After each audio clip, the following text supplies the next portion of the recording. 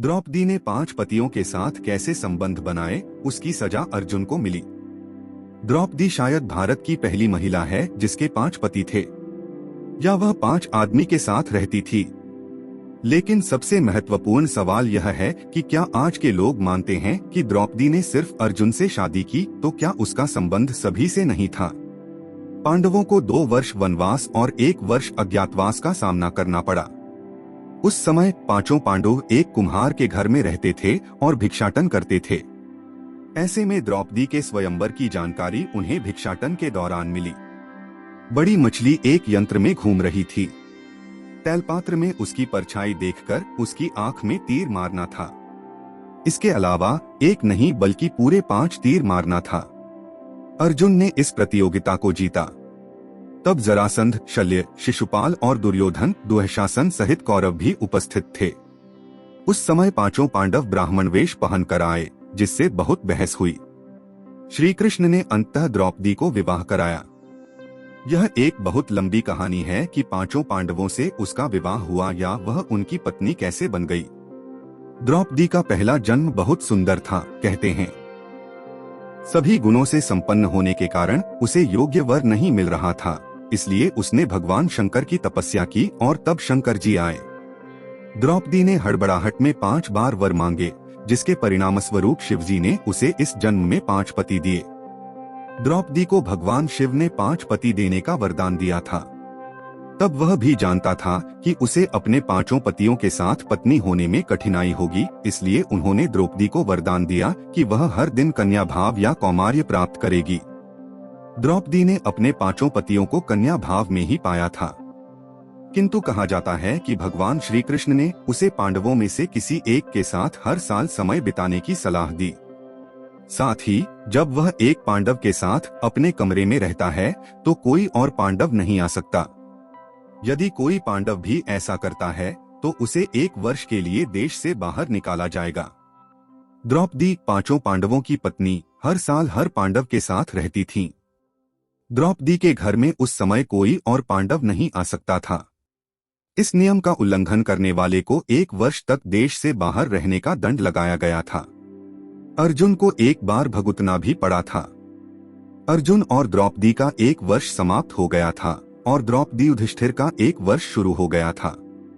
द्रौपदी के घर पर ही अर्जुन ने अपना तीरधनुष भूल गया, पर ब्राह्मण पशुओं को किसी बुरी चीज से बचाने के लिए इसे तुरंत करना पड़ा। वह द्रौपदी के घर में घुस गए और तीरधनुष लेने के नियम तोड़ डाले। द्रौपदी और युधिष्ठिर उस समय एक साथ काम करते थे। बाद में अर्जुन 1 वर्ष के लिए राज्य से बाहर चले गए।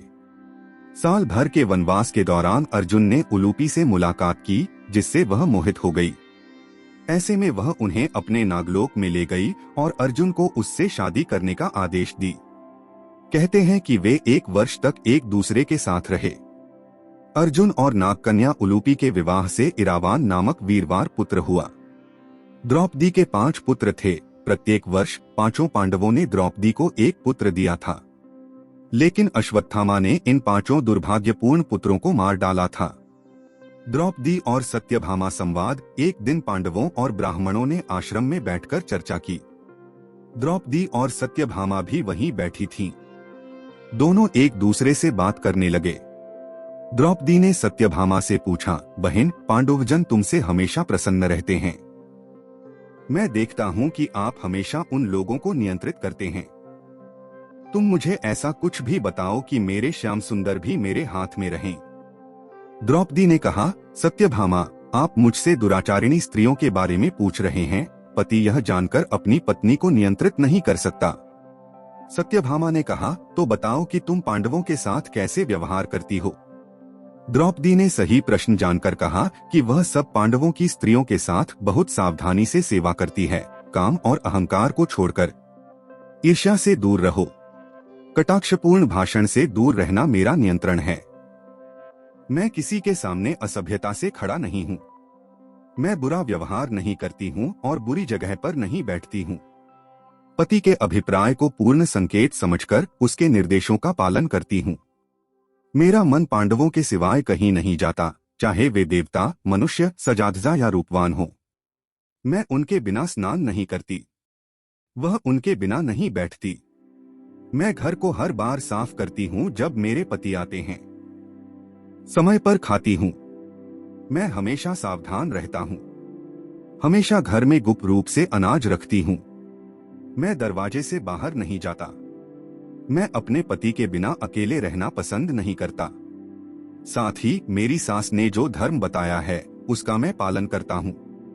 धर्म हमेशा मेरी शरण है। इस वीडियो में बेस्ट पार्ट कौन सा है वो जरूर कमेंट बॉक्स में लिखे ताकि उसके बारे में और वीडियो हम बना सके। ऐसे और वीडियो देखने के लिए चैनल को लाइक और सब्सक्राइब जरूर करें।